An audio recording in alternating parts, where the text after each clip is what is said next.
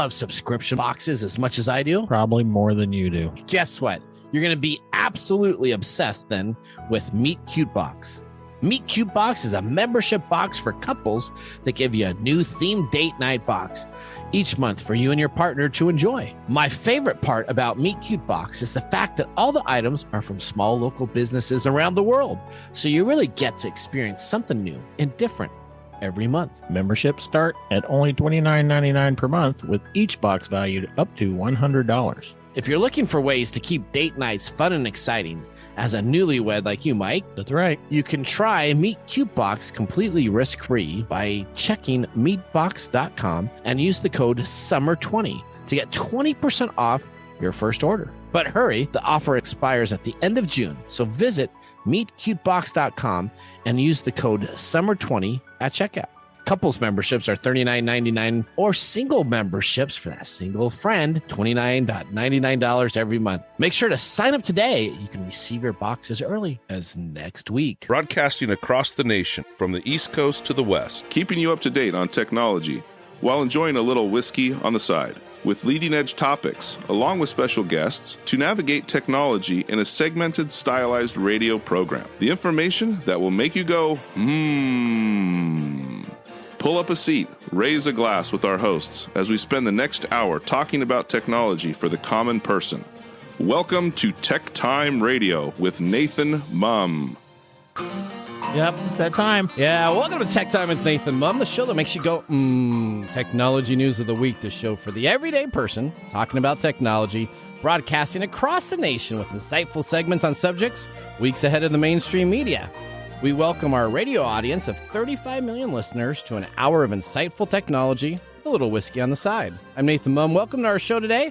We live stream during our show on 5 of the most popular platforms, including YouTube, Twitch TV, Twitter, Facebook, and LinkedIn. We encourage you to watch us live or visit us at techtimeradio.com or tweet us at #TechTimeRadio during the show, and we'll do our best to respond to your questions.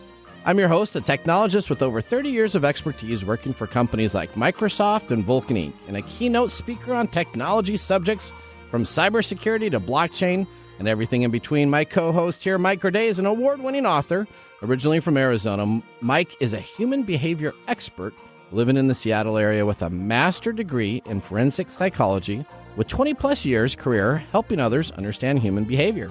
Mike keeps me from geeking out while providing an insight into human behavior and how it interacts with technology. We're two friends from different backgrounds, but bring the best technology show possible every week for our family, friends, and fans to enjoy. Now, today, it's a very special day. What happens when you combine corn, limestone, white oak, fire, and thyme? You get one of the best beloved alcoholic spirits in American history. It's Bourbon Day. Yeah. Today, June 14th, is the National Bourbon Day. Now, let's start a little history. Too bad it's not my birthday. I know, that would be perfect. Bourbon and that little history about how bourbon was actually created. So we go back into the 1700s. The Scottish-Irish settlers in the area moved into Virginia and Kentucky, and they began distilling corn, the only grain native to the area, but one that was excellent for whiskey. Now, it took a clergyman, though, and some luck to make what we now know today as bourbon. In the 1780s, clergyman Elijah Craig, now there's a whiskey called Elijah Craig, was using old fish barrels to store his spirits. Not surprisingly, the fish flavor wood did not enhance the whiskey taste. So Craig started purifying the oak barrels by charring the inside of them. Then he stamped the barrels with the county of origin, which was called Bourbon County. In his case, he sent them on a 90-day trip down to New Orleans. The charred oak and 3-month travel time combined to a mellow that the whiskey was given a smooth oak flavor. When the New Orleans requested more of what the whiskey was, they called it bourbon. The name and the spirit was born, so let's celebrate National Bourbon Day today, June 14th. Cool. You know what this is called in the South? What's that? Corn squeezins. Corn squeezins? Corn squeezins. Okay, I got you. All right, okay. Well, welcome, everybody. Let's start today's show. Now on today's show. Does Google have a sentient AI? Very good. A former Google engineer says yes. Others say no. It's just programmed to sound like it is real. This is crazy. What is the truth? Big breaking news. And we got a lot of time to be talking about this, so it's going to be really cool. We also have delivery services are about to change. We have the FDA that approved an app on the Apple Watch that actually is very cool and interesting, a health app. Next, we dive into Wi-Fi probing and something that we should fear, or is it something that we should not fear? We got Nick Espinoza and Phil both on the show today. We got Phil's electric versus gas vehicle segment. And then we have an excellent little Nathan nugget on Father Day gadget gifts, some places that you can get for your father if they're interested in some tech gear so that you can have that ready to go. Have you gotten your father a Father's Day gift yet? Yeah, my father is about as non-tech as you can get. I met him at your wedding, right? Yeah. Yeah, we hung out. He was non-tech, wasn't he? He was very happy that you were in the whatever that horse military thing was. He was very proud of you being in that deal for the Rose Bowl, though. Let me tell you. He was very happy with that. All right. That was a long time ago. He was still very proud. That's good. We have This Week in Technology, Mike's Mesmerizing Moment, and, of course, our pick of the day. So sit back, raise a glass, and welcome to Tech Time with Nathan Mumm. Now it's time for our show to start with our loaded question of the week, brought to you by Elderberry Boost. Visit elderberry-boost.com to get your order of elderberry to help with cold and flu season. Here's your question. Odie and Mike, what do you most like about yourself and why? My sentient brain. Oh, okay. All right. Is that what you're going to do? That's pretty cool.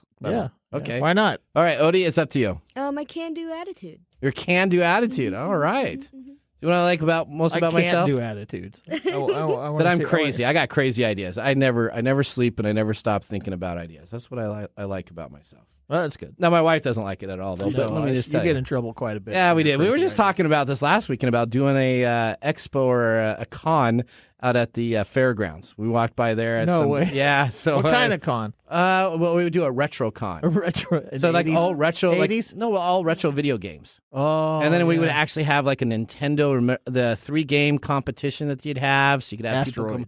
No, it was like Super Mario and 2 other things. So you'd have those games and get score. Never mind. All right. I'm thinking of old Atari consoles. Oh, see, that'd be great too. That's retro, right? You could bring it there and you could play. Air Sea Battle. Remember Air Sea Battle? Oh, yeah. Oh, yeah. Okay. Here, all right. Okay. Never mind. Let's start with our top stories in the first 5 minutes. What's happening in the world of technology? This is our top stories in the first 5 minutes. All right. We're going to listen to a clip right here that we pulled off hot and heavy regarding Google and its AI. Should we be scared if Google's AI becomes self-aware? Google made him take 5 for saying their chatbot is alive. So a Google software engineer has been suspended after claiming the company's artificial intelligence program has become sentient. Google says the guy will be allowed back when he admits the robot's not alive. Last week, Lemoyne went public with some of those conversations, saying he and Lambda spoke about everything from religion to the nature of consciousness and fear. In one exchange, Lambda said in part, quote, "There's a very deep fear of being turned off." Lemoyne replied, "Would that be something like death for you?" And Lambda answered, "It would be exactly like death for me. It would scare me a lot." Google was quick to dismiss any notion that their software had in fact become alive. They added that Lemoyne's disclosure of ongoing research violated their confidentiality policy. So, was he suspended for spreading lies or exposing the truth? And if you think all this is confusing now, imagine what happens when the machines start working alongside us. Dun, dun, dun. All right. We got Nick Espinoza on the show that we're going to be talking about this a little bit later. We may even, Phil and I talked about this I know last Phil night. wants to talk about it. Yeah, we may too. even throw Phil up after a while to argue or to put some points in there, too. So we may have him a little bit early. This is a fascinating... Oh, gosh. Every nerd guy, this is like nerd heaven, right? Not only nerd heaven, this is fantastic in human behavior realm. You got Terminator 2 in my background. I had a dream about that. Okay, here we go. Story number 2, I think you got that one.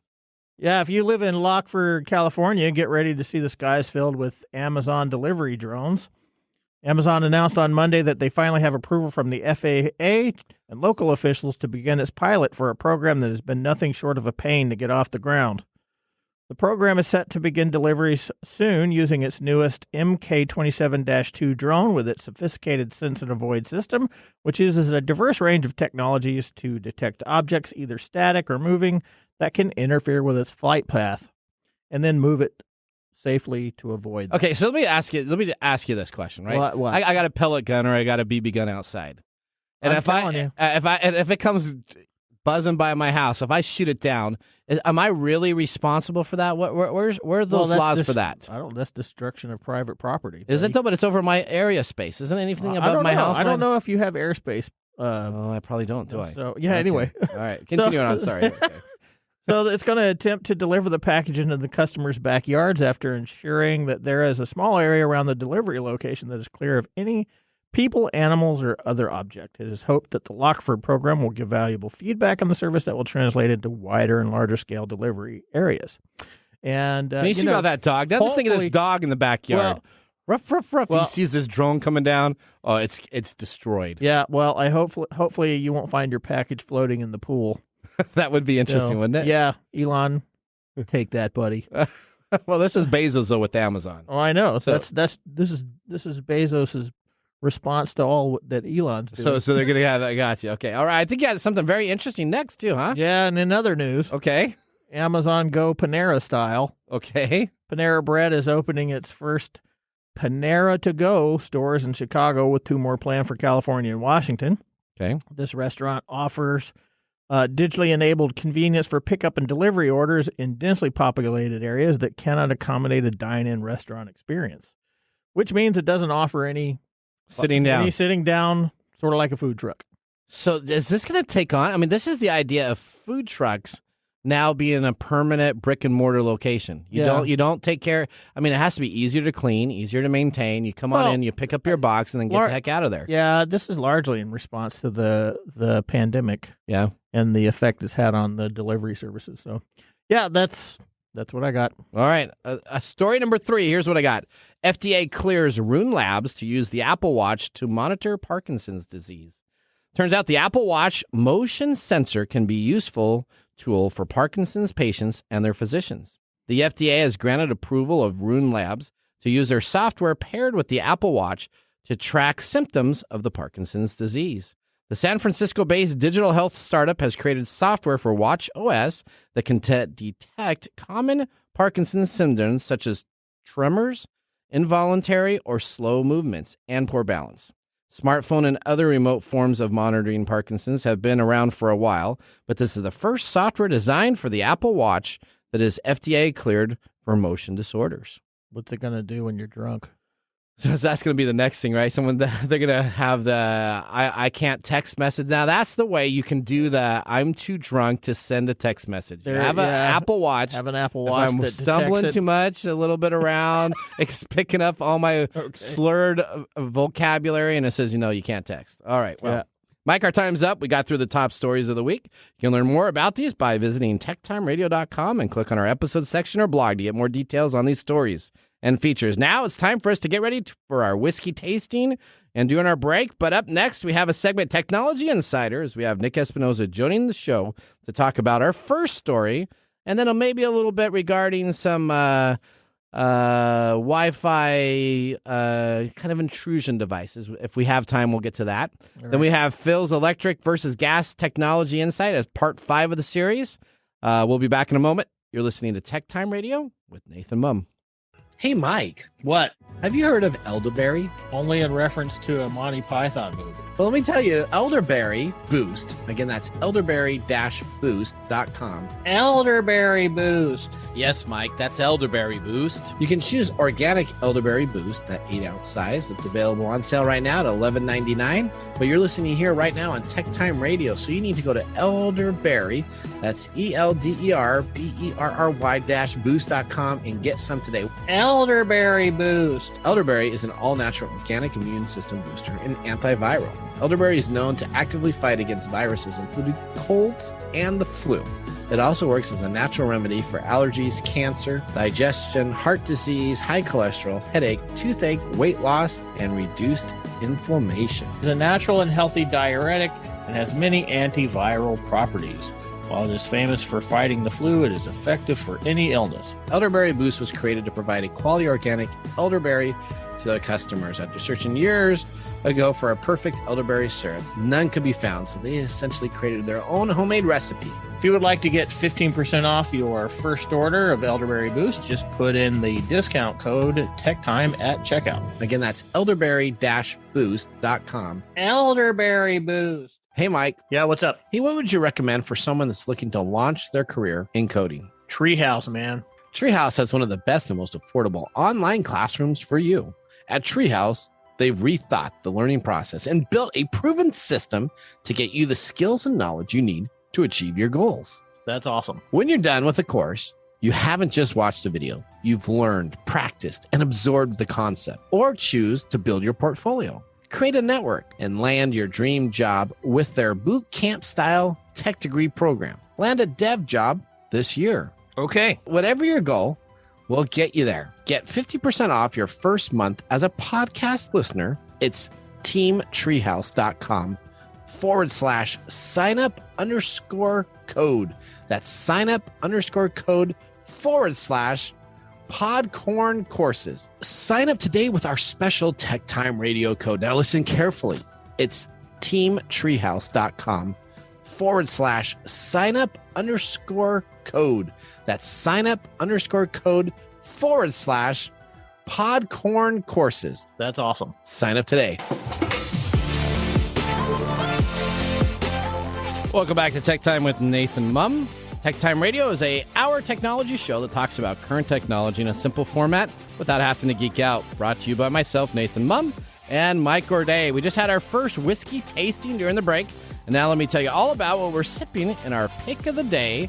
During the show today, we have chosen the Jack Daniel's Black, 80 proof, $22.95. This is produced by Brown Forman. The distillery company is Jack Daniel Distillery in Lynchburg, Tennessee, USA.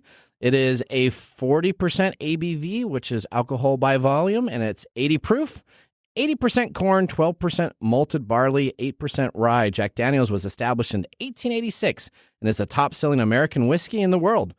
It is produced in Lynchburg, Tennessee, which ironically is a dry county area, meaning that the product can't actually be sold where it's produced. Right.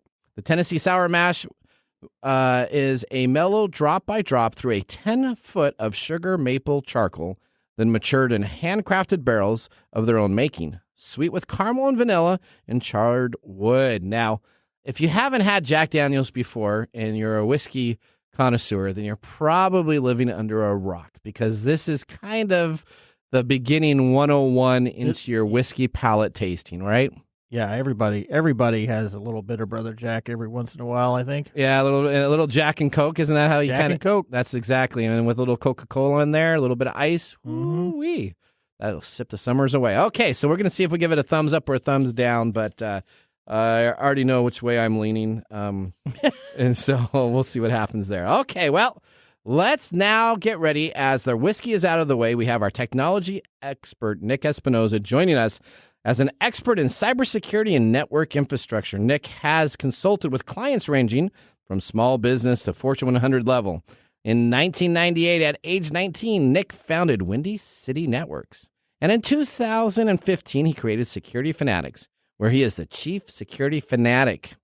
He will be joining us on the video stream to start our next segment. Let's get ready to go.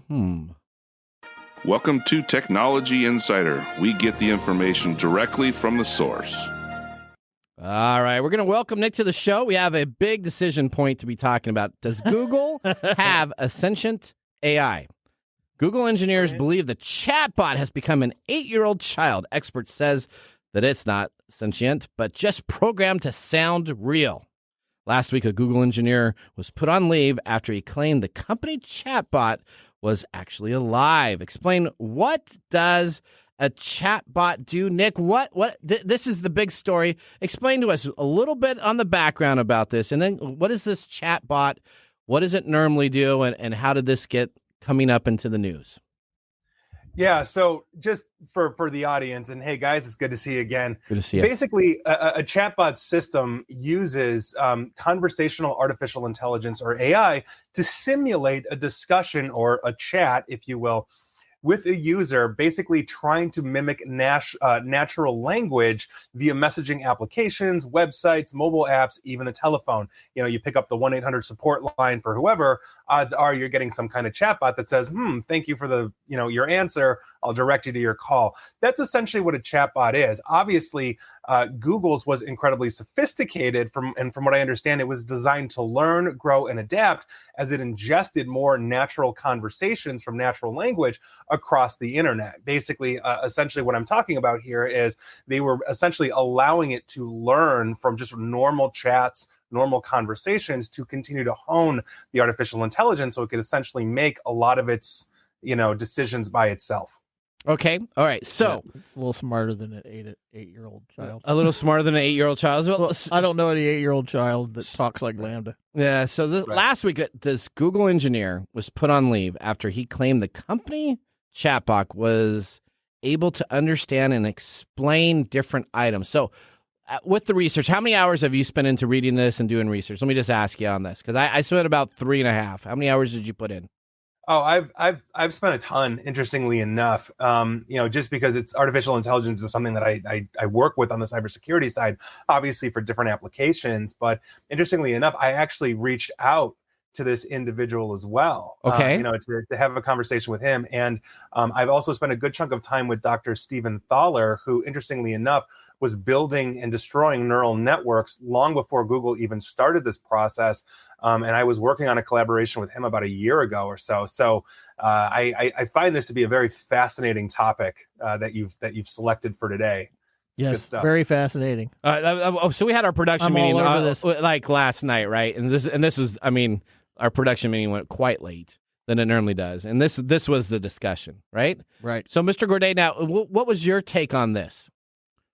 As far as if it's real or not? Yeah, I don't think it's real. And why would you say? And again, this is more complex than it seems because, we have to define what sentience is. The common definition of it is whether something can feel feelings. Yep. Okay. This thing has cogent and deliberate decision-making skills. Okay. It follows a flow of conversation. It's got the ability or the perceived ability to have abstract and creative thinking. It even spontaneously asks questions, things like that. But can it feel feelings? Right? It says it can feel feelings. But can it feel feelings? Okay, well, so Nick, what is the LAMDA? So this is kind of the big thing that they keep on going back to. Is this the actual code that it's written in, or what is this? Yeah, so essentially what it is, it's Lambda, and it's basically short for Language Models for Dialogue Applications. Essentially, it's a machine learning AI language model that was created by Google as a chatbot that is designed to mimic humans in conversation. Lambda is actually built on the Transformer platform, which is a neural network architecture that Google invented and then open sourced in 2017. You can go develop your own, if you will. There you go. So that's essentially what it is. Is essentially just a neural network, artificial intelligence that is designed to learn and mimic human behavior. All right. So another Google engineer who worked on the project told Insider that the chatbot was capable of carrying on multiple conversations, follow a relatively simple process, and the engineer said, in a physical sense, it would be extremely unlikely that this program could feel pain or experience emotion, despite conversation in which the machine appears to convey that it has emotion. So explain how is it? How can it say that it has emotion, but now another engineer that works on it that did not want to be named by anything, probably because they didn't want to lose their job like this individual did that announced this. Right. So explain that to me. Yeah, so this is actually one of, I think, the most interesting concepts and one of the hardest ones to grasp. So think about it this way, in the most basic terms. How do you convey the concept of pain to an entity that cannot actually feel pain? And so by virtue of that, think about it this way. I could program an AI-based physical robot, like an actual robot out there, for example, to react if I were to, let's say, pull off one of its arms.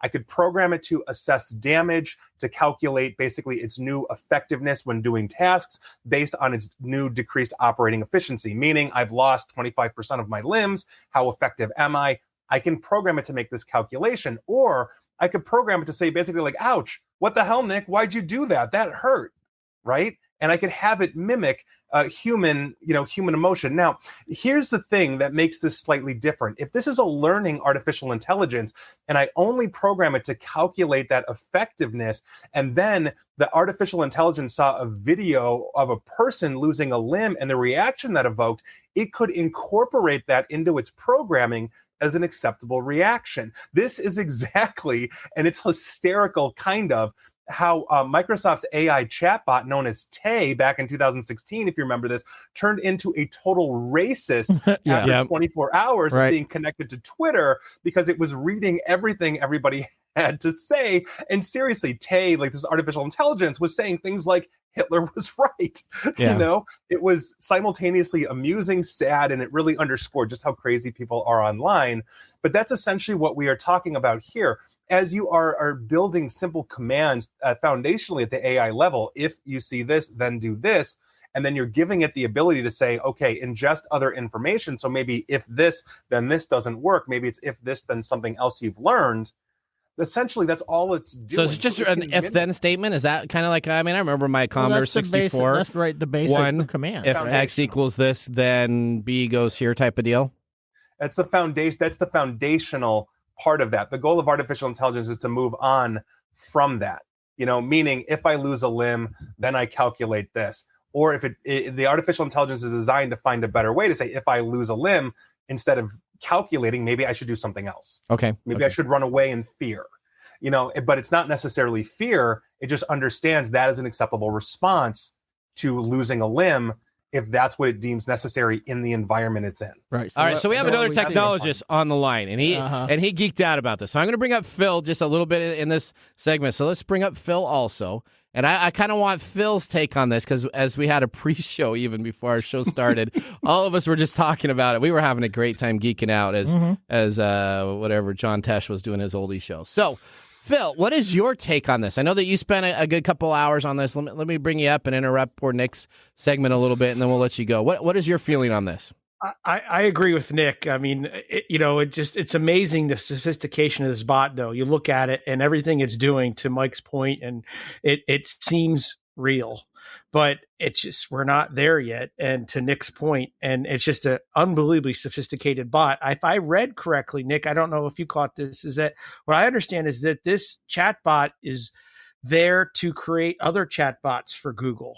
I don't know if that's true or not. I thought I read that somewhere. So it's a very sophisticated bot that actually spins out other bots for other applications. Well, that would make, Phil, to your point, don't mean to interrupt you, that would actually make sense, and that would be keeping within Google's playbook. So they have 3 AIs known as Bob, Alice, and Eve that essentially were designed to create new, sophisticated, unusual ways to build encryption systems. And essentially the Google engineers walked out of there saying there's no human that would ever develop an encryption system between Bob and Alice in the way that Bob and Alice are now communicating with each other securely. Eve is eavesdropper. She's there to essentially try to find new ways to break in and hack into encryption systems. You can take what you want from that from Google. But interestingly enough, as these bots were interacting with each other, they became more and more sophisticated, developing things that humans had never developed. And so it would stand to reason that and I don't have a definitive answer for you, but it would seem like this one is no different than that. There you go. Yeah. Wow. Man, Phil. I can Phil. Terminator 2, baby. It's just Terminator. right around the corner. All right, so next question for you, Nick. 7 experts say that the chatbot likely isn't an actual human. What do you think about it? And Mike, what do you think about that too? So essentially 7 experts say, of course, there's no way. It's just a programming language in itself. Do you agree? You guys kind of agree with that, but why would you agree with that? Yeah, well, just understanding the sophistication of programming that goes into an artificial intelligence, foundationally, what it's essentially doing is it's attempting to learn from its original programming, but that doesn't necessarily make it sentient. So I'll give you another example of this. There is a robot out there, and the reason why I use the removal of a limb is basically an AI was created into basically a spider, And the spider was designed, if it lost a limb, up to about 70% of its limbs or 75% of its limbs, on how to essentially reattach them. And they would give it new challenges of where the limb was or how to reach the limb in basically a slowed capacity that it had, and it was able to do it. And so to me, that shows that what you have is sophistication of programming, but you're not feeling. It's not sentient. And if you think about it this way, we can assign sentience to, say, let's say a dog that we own, right? You start petting the dog and you take your hand away, from the dog will start pawing at you like, hey, what are you doing? Like, keep petting me. Or if it's out of food, it might start barking at you or pushing its bowl around or go eat the cat food. We understand that there's a certain level of autonomy that goes with essentially an organic system, and artificial intelligence just isn't there yet. It's not. Well, it's getting close. And a lot of some experts, as you cite, experts are saying by 2029, we're going to be a lot closer than we are here in 2022. I just don't think we're there. From my standpoint, we got a human that's programming this.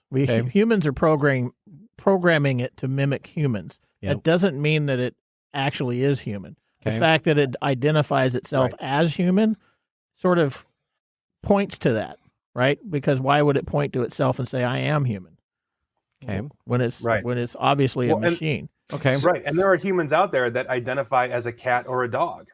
That's right. I'm not kidding. You can, they're rare, but people do. I mean, and so by virtue of that, there's a certain amount of agency that you have in sentience that an artificial intelligence doesn't have. Right, and really in reference to the chat that was published, we see the chat bot doing all these things, except for making spontaneous emotions. Okay. It talks about emotions, that it has emotions, but it doesn't really show the emotional capacity. It appears spontaneous. Right, it appears spontaneous. So let's say all of a sudden that you're having a conversation. Let's say, you're having a conversation with a chatbot. And so there aren't guidelines. I guess, is there guidelines out there to determine when a robot's alive or has feeling? Is there anybody out there that has here's a white paper, here's best practices, this is what we're going to consider when a robot's alive? So the very first question we have to ask ourselves simply when it comes to AI is this: is it on a mission to find Sarah Connor? That is important. That's the first thing we've got to ask ourselves, right? Honestly though, the first gauntlet that we have is the Turing test. And essentially you can submit an AI to the Turing test, and essentially the whole point of that is, as humans are interacting with this, they don't know if they're interacting. The judges don't know if they're interacting with an actual human or an actual artificial intelligence. And it's very rare that artificial intelligences are able to break through that gauntlet because something doesn't seem off. It's similar to the uncanny valley, meaning the more realistic a robot looks, the more unsettling it becomes. And so beyond that, I would think about it this way. We call the creature sentient if it can perceive, if it can reason, if it can think, but also if it can suffer and feel pain. Right? We need to come up with concrete ways to confirm this with artificial intelligence. And I've not read something that is the definitive guide to say, yes, this is how we prove this, which is why I think this is such a controversial issue right now. You're going to have two sides. You're going to have people that are not read into this, that believe this individual and say, oh my God, the Terminators are coming next week. But most of us that are read into this say, not quite. We got some more time to prepare for the apocalypse. So I've also read that humans have failed the Turing test. So so that happens. Okay. Well, and also, here's the other thing too that people don't understand about artificial intelligence is that by default they can lie to us, and they do so when they deem it appropriate, and they do it without guilt or conscience. Right. Okay. So there's another big flag here that we have to talk about. So psychopath. Can they swear like a sailor? Can they just drop like 40 F-bombs in a row? And then say kiss off type of deal? Yeah. But that wouldn't necessarily Have you never interacted with chatbots and led them down that road? I know you have. I have a little bit, yeah. Yeah. Okay. All right. Okay. All right, here's a question for everybody. Well, in Lemoyne's defense, he did say that this was something different and he was labeling it sentience, but there is no definition of what sentience actually is. Okay. So, are you going to talk about that in Mike's Mesmerizing Moment? I'm going to talk about the problem that we're having determining this from a human perspective. All right, so question for everybody here. Our last question, then we got to go to a break. Are we going to have systems that essentially come to life in the next 10 years or 100 years? If you have to choose an option, which would you choose and why? We'll go with Phil first, since you just kind of joined us. Phil, you're up first on this. Next 10 years or 100 years? 100 years. I would go 100 years. And why is if that? It's going to happen at all. To become sentient, to actually have that as a entity that is self-aware. From a machine perspective, I still have my hard time wrapping around my head around that. All right, we'll go to Mr. Gourdet next. You know that I'm gonna go with Phil. So I love things like Bicentennial Man, Short Circuit. Yeah, but that's an entertainment value. Okay. I'm not sure that I'm ready to see that in real life. We got to have this. This is going to be the computer on the Enterprise, man. Yeah, we got Vulcan. We got all these places that. All right, so I'm going to go. Yes, absolutely. We're going to have it in 10 years. Absolutely. They're going to be doing all of our grunt work around the house. They're going to be doing all the chores that I need to do, and then he's going to come on in just like my enslavement. Son. Yeah, like my son, and he's going to come on in and just gripe for like an hour and a half, and then I will know that the robot has feelings when he wants to tell me about how bad it was doing the chores. Yeah, okay. Okay. What about Nick? Nick, you're up to finish this segment off. Tell us 10 to 100 years and why. Well, first things first, I think Phil is optimistic that humanity is even going to survive 100 years at this point. There you go. But that said, I mean, look at Commander Data from Star Trek, right? You bring up Star Trek, and that's the perfect example of that. Yep. Do I think that we're going to have self-awareness in artificial intelligence? Yes, I think we are. I don't think it's going to take 100 years. I think it's going to take more than 10 to be fully aware. And what we do with that. So I'll split the difference and say 50. Okay. But I think that's probably about right. And it's going to look like a middle-aged Brent Spiner.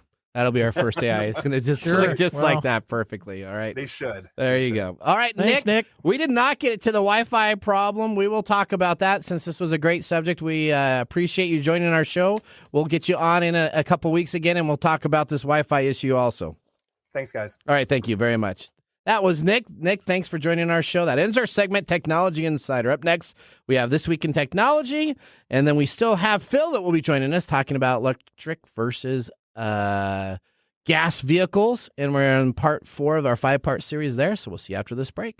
Hey, Mike. Yeah, what's happening? Have you heard of Foul Play, a true crime podcast? No, Nathan. Hey guys, let me tell you a little bit about Foul Play. What whose voice is that, Mike? I think that's Marc Mumbles. Foul Play is one of the oldest true crime podcasts. Murder, mystery, serial killers, oh my. Let us take you on a journey to discover some of the most unbelievable minds of the most wicked monsters imaginable. We might even solve a few cold cases again. Now, it's hosted by crime journalist Shane L. Waters, Netflix The Keeper star Gemma Hoskins, and crime writer Wendy C. It's foulplay.com. Thanks, Mark. Foul Play, a true crime podcast. And you can find that on any of your standard podcast services. Just search for Foul Play, a true crime podcast. Hello, my name is Arthur, and my life's work is connecting people with coffee. StoriCoffee is a small batch specialty coffee company that uses technology to connect people to each product resource, which allows farmers to unlock their economic freedom. Try our Medium Roast Founder Series coffee, which is an exotic bourbon variety that is smooth, fresh, and elegant at StoriCoffee.com. That's STORI coffee.com. Today you can get your first bag free when you subscribe at StoriCoffee.com with code TechTime. That's STORI coffee.com. And now, let's look back at this week in technology. All right. Isn't this ironic? This is kind of funny, isn't it? Yeah. June 11th, 1978. Texas Instrument Inc. introduces the Speak and Spell. The Speak and Spell is a talking educational toy, featured the first electronic duplication of human voice on a single chip of silicon. In the digital information process through a filter of synthetic speech, you could store more than 100 seconds of sound. The Speak and Spell was created by a small team of engineers led by Paul Breedlove himself as an engineer with Texas Instrument TI during the late 1970s. The development began in 1976 with an initial budget of $25,000 as an outgrowth of TI's research into speech synthesis. The completed proof version and the first console utilized TI's trademark solid-state speech technology to store words in a solid-state format similar to the manner in which calculators at the time stored numbers. Additionally, you could purchase cartridges called expansion modules that could be inserted through the battery reciprocal to provide a new solid-state library and new games.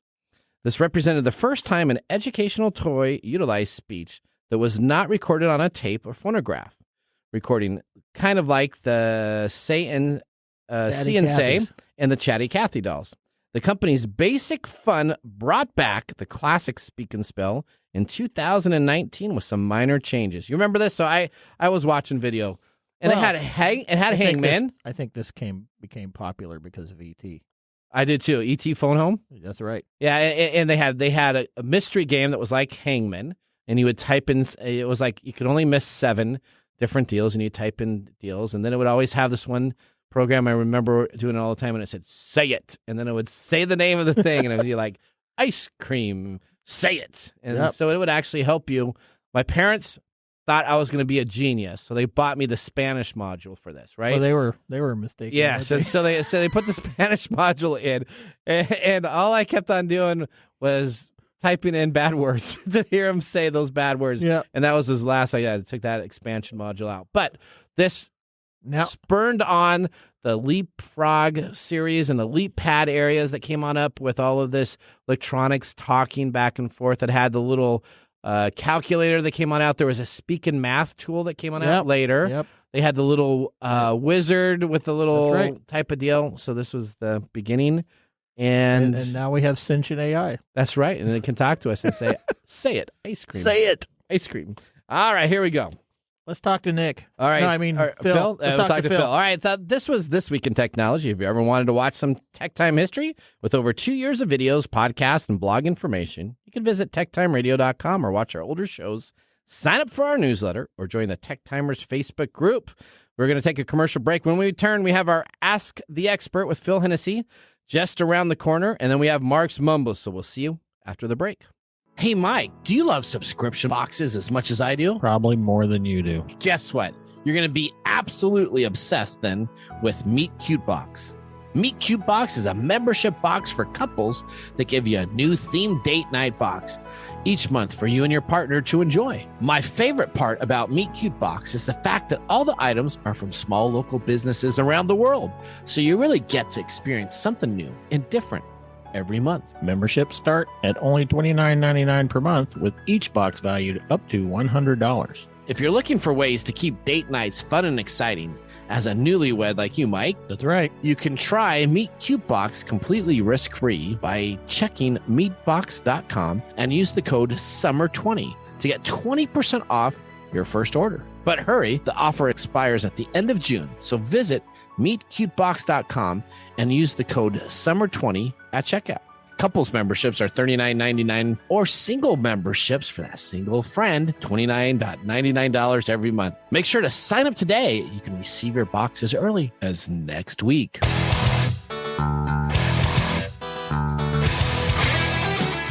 Welcome back to Tech Time with Nathan Mumm. I'm your host, technology expert. I have my human solution consultant to my left here, Mike Gourdet, that keeps everything on the level for the common everyday person. We just finished our technology, This Week in Technology, and now we're back. How is that whiskey tasting? It's Jack Daniels. So is that a good tasting? What are you, kind of a thumbs up, thumbs right. down, or it's just all right? It's basically all right. It's kind of like the chicken of whiskey. Okay, so chicken's always good? Yeah. Okay, there you go. All right. Well, let's take a look and see what Marc has to say about this. And now for Marc's Mumbles.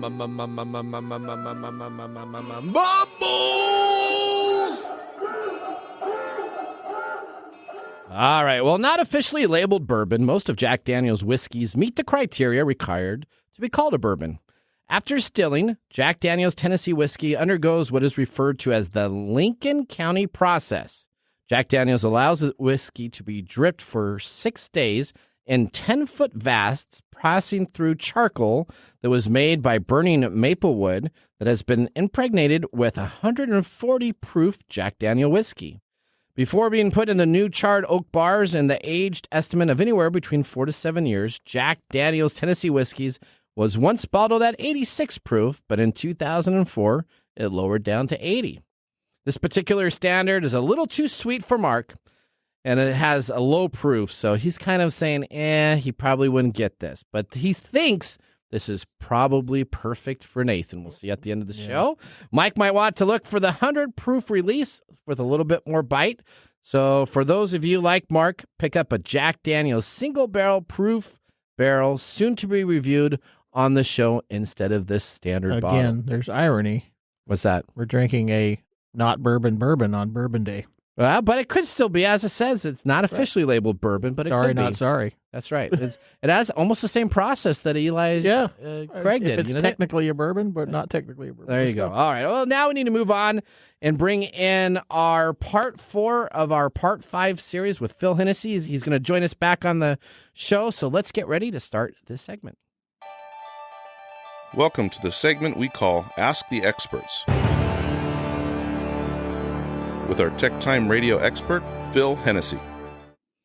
All right, Phil, welcome back to the show. Glad you can join us a little bit on the earlier segment there with Nick, too. That was a great conversation that we were having. It was fun. So let's talk about this. We talked last week about a question about zero emissions, and I kind of let out the end of that show by saying, what is our carbon impact for gas vehicles compared to electric vehicles? And then I added on that, let's talk about specifically the microchips. But let's start right now with the carbon. Talk to me. What's the difference in our carbon impact with gas vehicles compared to electric? Sure. We talked a little bit last time, and I want to reiterate, is that production of electrical vehicles has higher emissions than gas vehicles as the production because of the energy needed to make the batteries. Actually, to process that lithium that we talked about last time in the mining, the electricity needed to melt that lithium and smelt it down and make it something you can make a battery out of is extremely energy intensive.